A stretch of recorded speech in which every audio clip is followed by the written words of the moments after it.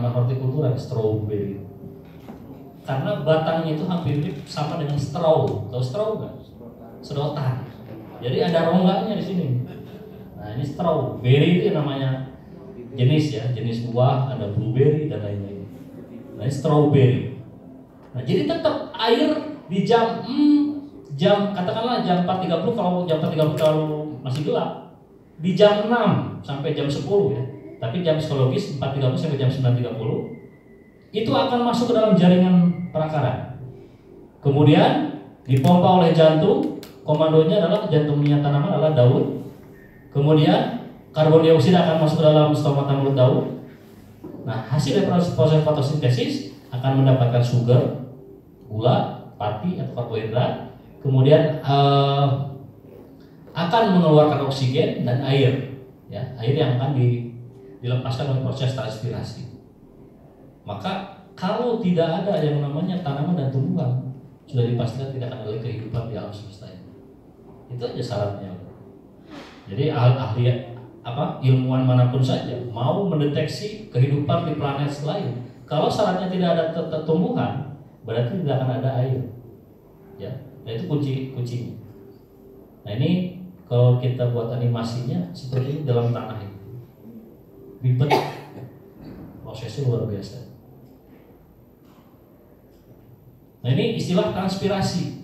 Jadi air yang ada di dalam tanah itu akan melepaskan atau akan dilepaskan oleh tanaman, itu sebutnya evapotranspirasi. Jadi air yang ada di permukaan tanah itu akan dilepaskan kembali melalui tanaman, itu istilahnya sebutnya evapotranspirasi.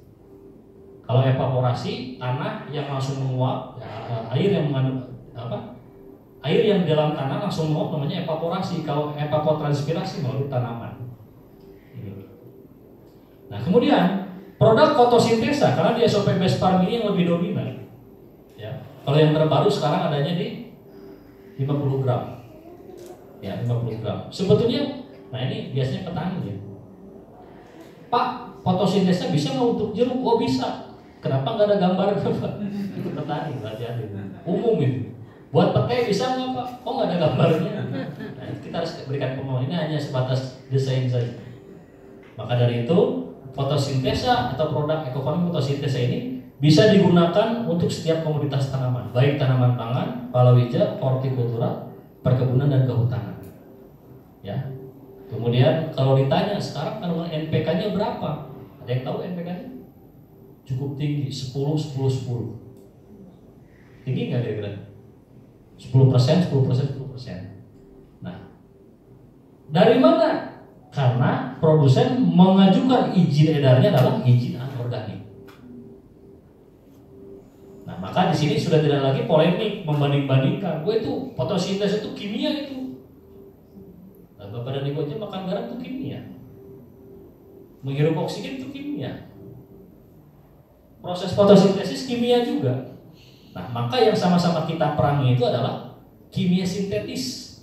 Yang ada pada urea, kandungan nitrogen, amonia, bioret, dan moisture yang lebih berbahaya itu. Nah, adapun izin fotosintesa diajukan sebagai izin anorganik, tujuannya supaya produk daripada fotosintesa dan PSR ini atau sarana base farming ini itu bisa berdiri tanpa penambahan pupuk kimia sintetis. Nah, pertanyaannya, apakah kandungan raw material daripada fotosintesa ini organik? 100% organik. Apa buktinya? Nah, dulu ketika saya belum mengedukasi produk ini, jadi Pak Raden ini sebelum saya bergabung di tim base farming ya untuk mengedukasi produk ini, di 100 titik beliau pasti minum. Dan di beberapa tempat seperti di Padang terakhir ya, kemudian di KDP Purwakarta, saya pun minum tidak masalah. Karena inilah kandungan organik 100% dan bisa direkomendasikan untuk ternak sebagai nutrisi. Kalau ekofarming original sebagai probiotik. Nah ini diminum tidak ada masalah. Nah maka dari itu ini hanya berupa izin saja. Jangan diperdebatkan. Semua 4 produk ini semua mengandung teknologi mikroba dan ramah lingkungan semua. Ya, makanya ini diajukan sebagai izin anorganik. Dan alhamdulillah sekarang pertanyaan itu sudah mulai tidak ada ini lagi. Dulu kan ramai organik dan kimia. Maka Bapak dan Ibu kalau mau menyampaikan istilah kimia itu harus tuntas, kimia sintetis atau kimia anorganik. Ya. Nah, kemudian fotosintesa ini mengandung 36 unsur hara. Unsur hara ada berapa semuanya? Unsur hara ada berapa semuanya? Masih lupa? Ya. Unsur hara itu ada 13 yang dibutuhkan oleh tanaman. Ada unsur hara makroprimer, disebutnya nitrogen, fosfor, dan kalium, NPK. Nah, sekarang Bapak pernah dengar ya, katanya nyebut NPK ya? Bapak tanya, Pak NPK apa? Tidak akan bisa jawab. Saya kasih tahu. Nitrogen, fosfor, dan kalium itu adalah hara makroprimer yang dibutuhkan dalam jumlah besar untuk tanaman. Ya, dalam jumlah besar untuk tanaman.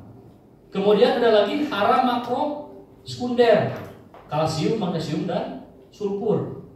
Kemudian hara mikro esensial ada 7, klor, mangan, molibdenum, boron, cuprum, zinc, dan klor. Ada 7 semuanya ya. Nah, maka dari situ sisanya adalah mineral yang dibutuhkan untuk mikroorganisme pembenah lahan. Kemudian ekofarming fotosintesa ini pun mengandung apa yang disebut dengan humic acid, fitohormon, ya, sitokinin, oksida, dan gibrelin. Kemudian fotosintesa bakteria. Nah, ini keunggulannya, ya. Keunggulannya mengandung unsur hara dan mineral. Tingkat kelarutannya 100% larut dalam air. Makanya Bapak dan Ibu mau mengaplikasikan ini semua, itu disesuaikan dengan jumlah kebutuhan lahan, dan jangan ada larutan yang mengendap bermalam lebih dari 24 jam. Jadi buat aplikasikan. Itu rekomendasi diskusi saya dengan tim formulator. Jadi intinya jangan ada biang yang bermalam-malam. Meskipun aman saja ke tanaman, tapi kualitas pasti akan menurun. Jadi kita arahkan khusus untuk pelarutan fresh jauh lebih baik. Kemudian tidak perlu pupuk tambahan apapun, tidak perlu difermentasi, tidak perlu tambahan gula, mengandung humic acid untuk beberapa menakar tanah dan lain-lain. Bisa menaikkan pH 1-2 digit. Ini khusus di sekitar pangkal pohon saja.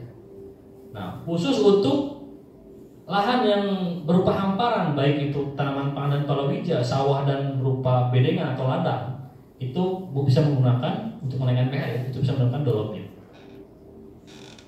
Dolomit itu kimia atau organik? Saya mau tanya, apa sih definisi organik? Masih lupa? Ya. Jadi organik itu adalah raw material yang berasal dari makhluk hidup tadinya. Itu organik namanya.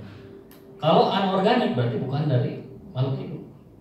Nah, sedangkan dolomit itu adalah rumusnya kalsium, magnesium, karbonat, CaMgCO3 dari gunung kapur. Bahkan untuk penambahan kalsium dan magnesium sudah ditambahkan tepung kerang. Itu kimia bukan? Kimia sering dipakai oleh aktivis pertanian organik untuk menetralkan lahan. Sering.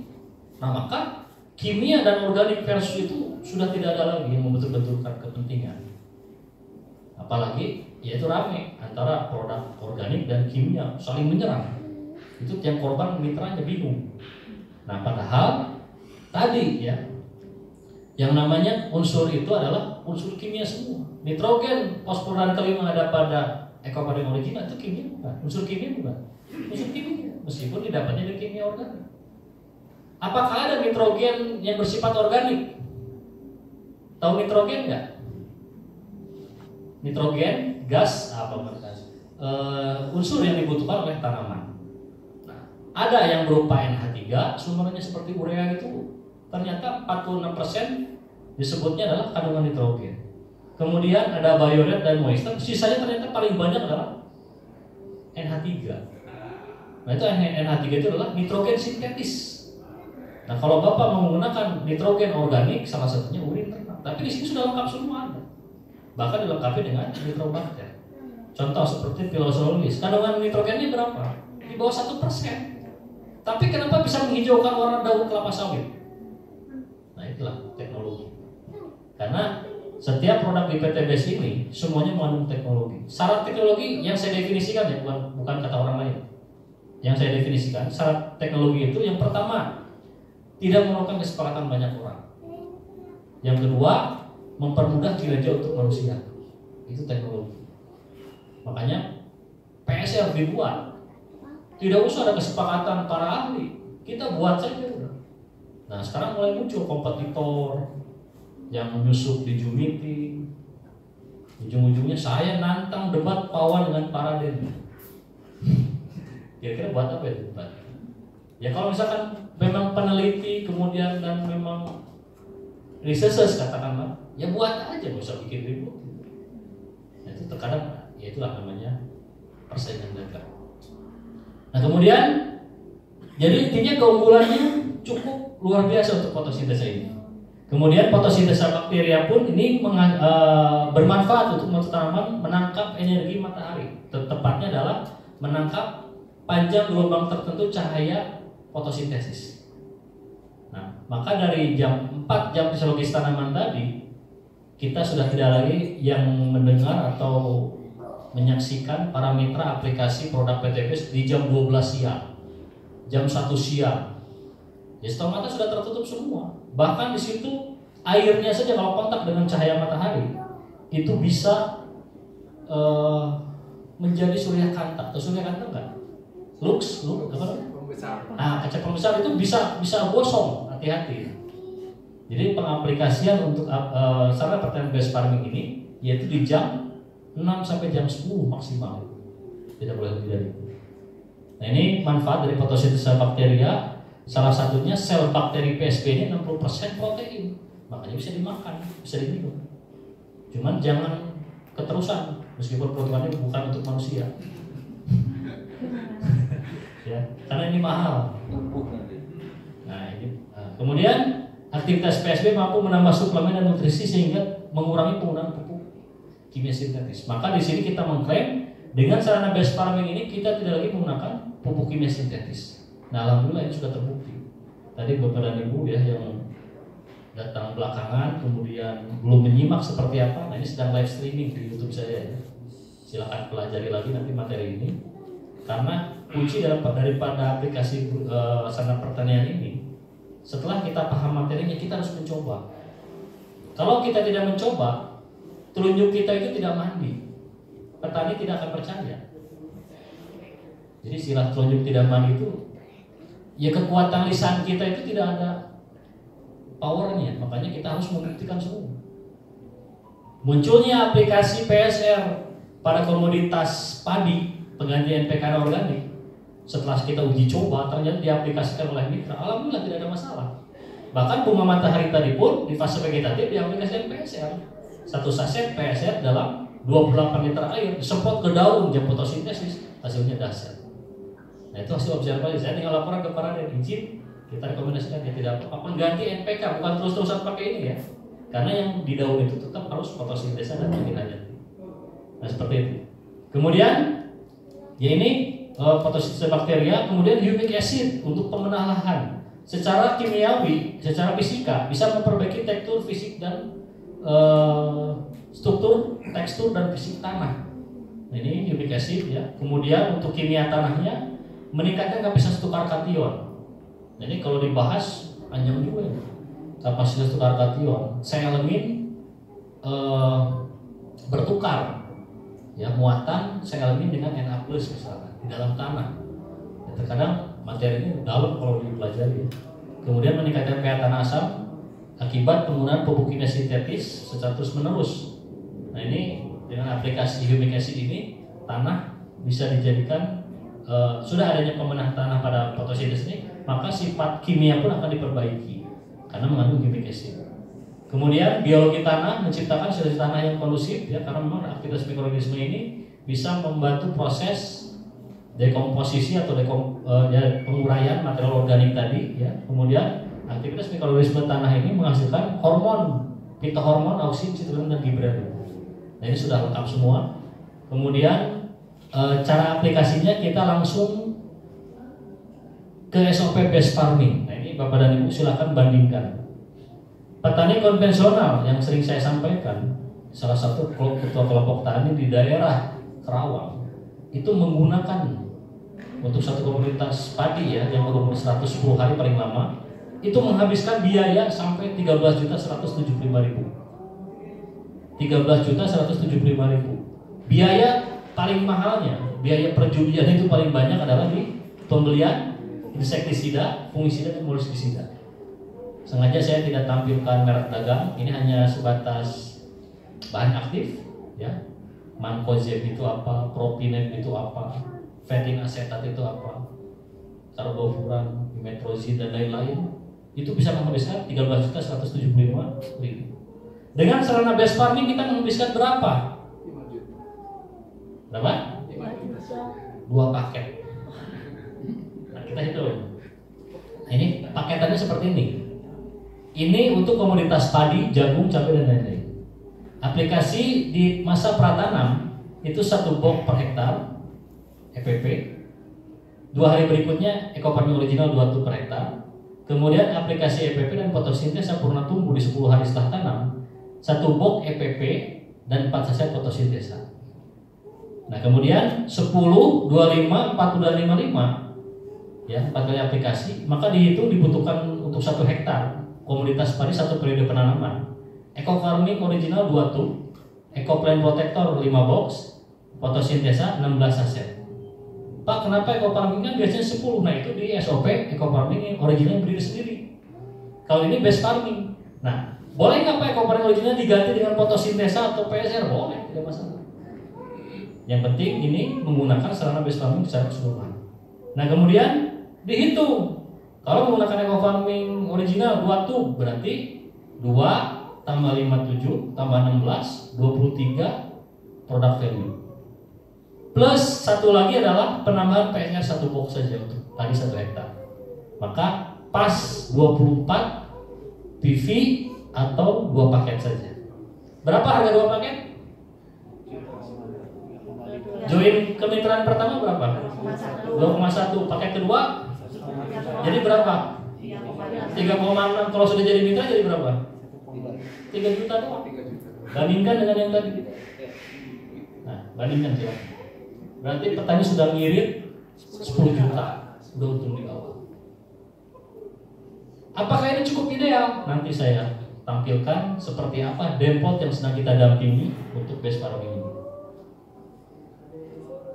Karena base farming ini adalah produk yang dikombinasikan secara bersamaan dan itu baru.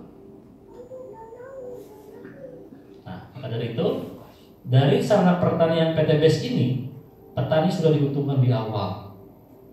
Begitu pula kalau kita mau menanam komoditas tadi ya yang misalkan bersifat adanya goror. Ketika petani di situ ada efisiensi biaya, ketika harga tidak sesuai, maka tetap di situ ada keuntungan tetap.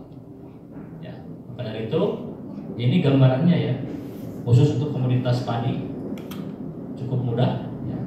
Kemudian cara aplikasinya ini, land clearing pembersihan lahan di masa pratanam.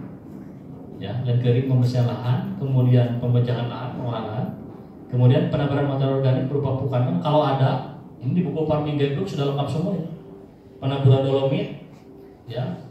Penaburan dolomit itu 3,66 ton per hektar atau 366 gram per 1 meter persegi. Karena tadi untuk hamparan itu bisa menggunakan dolomit. Kalau pH-nya di bawah ideal 1 digit dibutuhkan 3,66 ton. Kemudian aplikasi EPP Agen Hayati sebelum siap tanam 1 box, pembuatan bedengan atau sawah siap tanam. H-3 aplikasi eco farming original kalau mau pakai eco farming, kalaupun tidak bisa menggunakan fotosintesa. 0 hari setelah tanam penanaman. Nah ini aplikasi di masa pratanam. Ya. Jadi kalau mau menggunakan eco farming original itu berdiri sendiri. Dibutuhkan 10 tub. Ya, 10 tub eco farming original.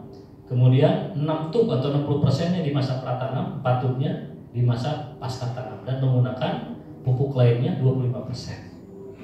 Itu pilihan saja silahkan.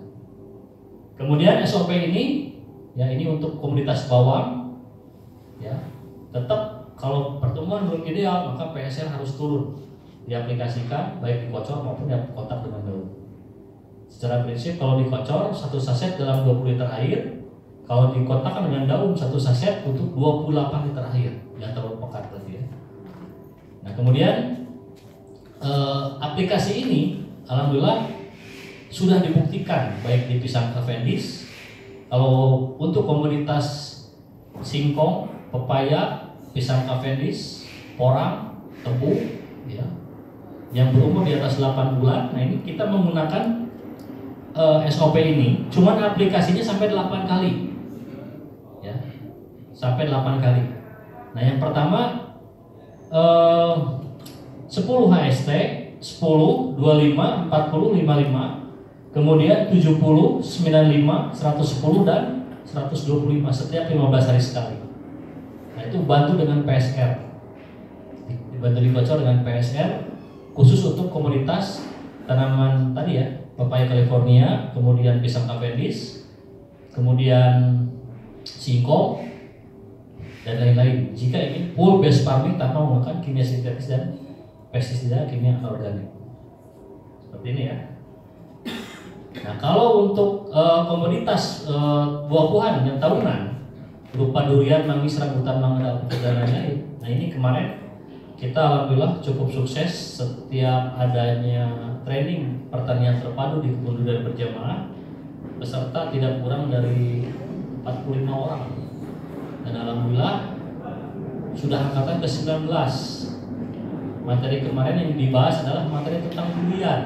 Nah ini bagaimana tahapannya pembuatan lentiring, pengajiran, sampai pembuatan lubang tanam dan penambahan media tanam. Ini dipraktekkan langsung. Jadi kalau kemarin karena memang musim hujan, kita optimalkan semua di lapangan, ya di lapangan. Alhamdulillah testimoni daripada peserta yang cukup berkesan. Insya Allah nanti kedepannya akan kita buka lagi training di bulan depan. Materinya tidak kalah menarik, yaitu bunga matahari. Nah bunga matahari ini seperti apa prospek agrobisnis menguntungkannya, serta bagaimana cara aplikasi penggunaan sarana base farming ini. Tetap kembali lagi ke tadi SOP yang ini yang sering digunakan. Nah ini, jadi ini suatu kebakuan. Kemudian adanya penambahan PSR ini untuk mengidealkan pertumbuhan vegetatif, ya, baik disemprot ke daun maupun ke dikocor ke tanaman, ke tanah. Baik Bapak dan Ibu, sudah masuk di jam waktu asar ya. Kita berikan, jika ingin ada yang bertanya dipersilahkan. Untuk sesi pertama ini saya sempurnakan dulu. Alhamdulillah. Silakan, sebelah sini ada yang mau ditanyakan? Bapak mau bertanya? Boleh, silakan. Saya pernah menanam sapi bunga. Itu salah. Saya Sudirman. Saya pernah menanam sapi. Pas mau panen itu, kebetulan waktu itu belum pakai ini, ya. ini. Sebelum mau panen itu sorenya masih bagus-bagus Pak. Tapi pagi-pagi setelah subuh sampai semuanya jadi hitam gitu. Jadi kemarin saya coba ini ternyata tapi hanya pakai kopadung aja Pak, jadi belum pakai. Ya. Ternyata mungkin dari tanahnya atau dari makanya, karena kebetulan yang saya pakai itu tanah ini gambut Pak. Ya. Menurut saya Kalimantan ini apa mungkin tanah gambut atau ya. Mungkin ada solusi tertentu. Ya. Jadi tetap kita kembali lagi ke 13 parameter faktor-faktor penentu keberhasilan dalam budidaya pertanian. Jadi kalau pH di tanah tersebut belum ideal, maka harus diidealkan dulu. Jadi analoginya pH itu ibarat ini Pak, mohon maaf, seperti anak terkena cacingan. Jadi diberikan makanan apapun saja itu akan direspon. Nah begitu pula tanaman yang memiliki pH belum ideal, katakanlah di bawah 6 untuk tanaman-tanaman berjalan hortikultura misalnya. Nah kemudian ketika diberikan pupuk terbaik sekalipun, dia tidak akan direspon, Pak, karena pH-nya tadi belum ideal. Itu pH dalam tanah. Begitu pula pH yang kita gunakan untuk aplikasi penyemprotan pun harus sama, minimal 0,0 pH-nya itu. Apalagi lahan gambut itu identik dengan aktivitas mikroorganisme yang bisa. Jadi gini Pak, jadi lahan gambut itu ya tumpukan material organik, baik serasah daun dan lain-lain, kemudian genangan dan lain-lain, itu akan memacu atau mengundang bakteri pengurai material organik.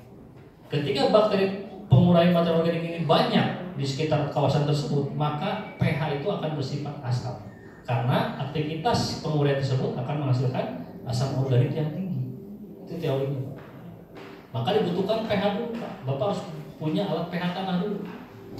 Nah, kalau pH ini sudah ideal, kemudian kita baru ke bab selanjutnya, yaitu tentang penanaman dan penyakit tanaman.